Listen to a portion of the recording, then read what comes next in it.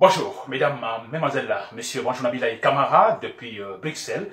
Et bien sûr, réaction au discours du président Alpha Condé aux États-Unis, disons l'interview qu'il a accordée à la chaîne La Voix d'Amérique. Cette interview, monsieur le président, effectivement, a laissé des idées, a laissé des expressions, a laissé des argumentations à faire pleurer, s'il vous plaît. Ce n'est pas étonnant quand on dit que monsieur Alpha Condé n'a pas étudié à Paris. Ce n'est pas vrai, ce n'est pas possible. Qu'un monsieur qui a étudié à la Sorbonne, Paris, en sciences politiques, oui, c'est pas, en sciences économiques, qui dérive de telle manière dans la conversation, qui n'a pas de mots, ou des mots qu'ils emploient n'ont pas de sens, s'il vous plaît. Voilà, alors, parlant de l'interview de monsieur le président Alpha Condé, donc aux États-Unis, face aux journalistes de La Voix d'Amérique, monsieur le président, en fait, je vais me centrer sur deux points essentiels, où le président dérive totalement. Alors, la question lui a été posée, effectivement, c'est-à-dire quand il va laisser le pouvoir, en fait. Alors, il répond, le président, que, écoutez, seul Dieu le sait, le peuple souverain. C'est ce premier point, s'il vous plaît. Alors, c'est quand même incroyable. Alors, moi, je me demande, qu'est-ce qu'il a fait également en France, à la Sorbonne, en étudiant les sciences politiques? Domaine purement rationnel. Une fois maintenant au pouvoir, il se comporte de façon irrationnelle, s'il vous plaît. C'est seul Dieu le sait. Vous terminez vos deux mandats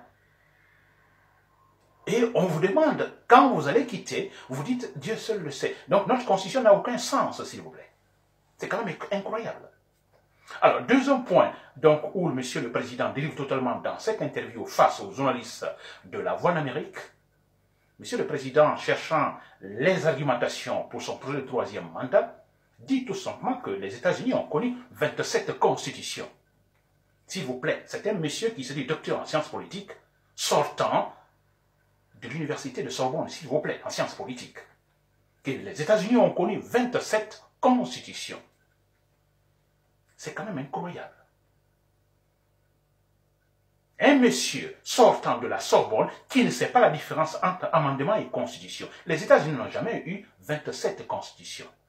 Jamais. 27 amendements, d'accord. Amendement, c'est quoi? C'est une modification soumise au vote à l'Assemblée en vue de corriger, modifier, compléter ou annuler toute ou une partie d'un projet, d'une proposition de loi.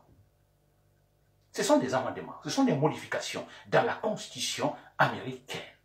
Mais écoutez, ces amendements aussi n'ont jamais été évoqués parce qu'un président de la République ou un président des États-Unis veut se maintenir au pouvoir à vie. Jamais.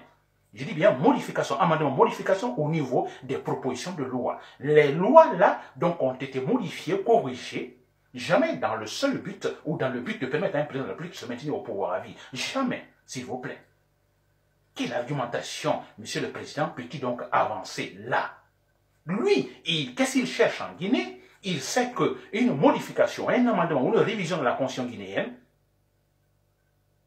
tout peut être fait, sauf également au niveau de l'article 154, où l'on ne peut pas modifier le nombre de mandats. Et c'est là qui empêche monsieur le président.